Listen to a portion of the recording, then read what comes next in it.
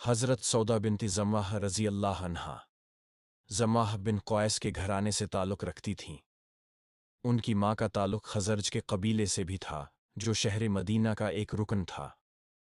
मक्का मुकरमा में पैदा हुए और क़ब्ल इस्लाम अपनी ज़िंदगी गुजार रही थीं, यानी इस्लाम के ज़ुहूर से पहले।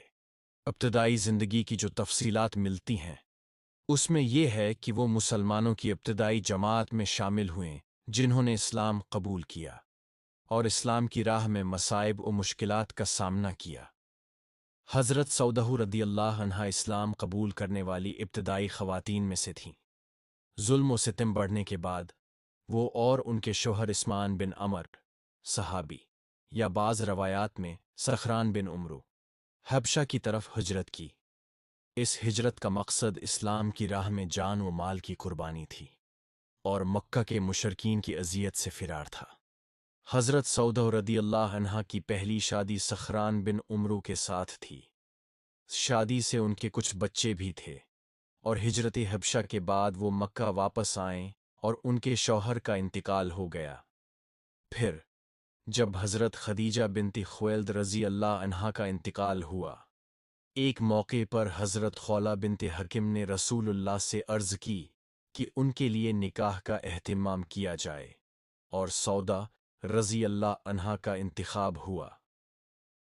इस निकाह से रसूलुल्लाह के घराने में वो उम्मुल मोमिनीन के मर्तबे से मुमताज़ हुए।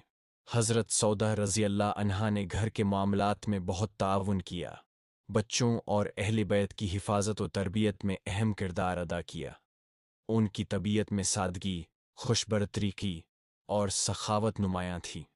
एक वाक़या के मुताबिक जब खिलाफत हज़रत उमर बिन अल-ख़त्ताब रज़ी अल्लाह अन्हु में उन्हें एक बोरी दरहमों की मिली, तो उन्होंने उसे पूछकर तक़सीम कर दिया।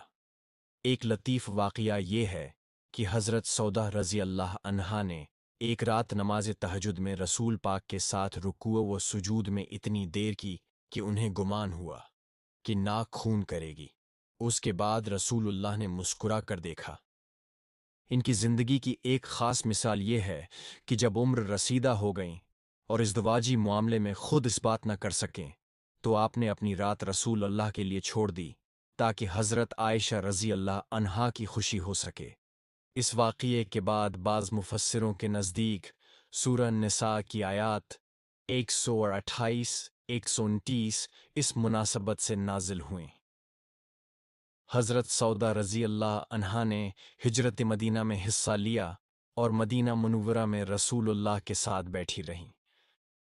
रसूलुल्लाह के इंतकाल के बाद भी आपने सियासी या इज्तिमाई तनाज़ुआत में हिस्सा लेने की बजाय सादा और पुरसुकून ज़िंदगी गुजारी।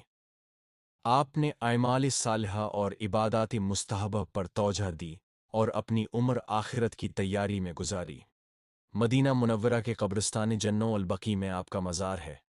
आपकी ज़िंदगी हमें ये चंद अहम सबक देती है: सबाती कदम व कुर्बानी राह अल्लाह, सादगी और तक़वा के साथ जीना, शौहर और अहले खाना के हुकूक की पासदारी, समाजी ताउन, सखावत और गरीबों की मदद, उम्र रसीदा हालत में भी दीनी इस्लाम के उसूलों पर अमल करना।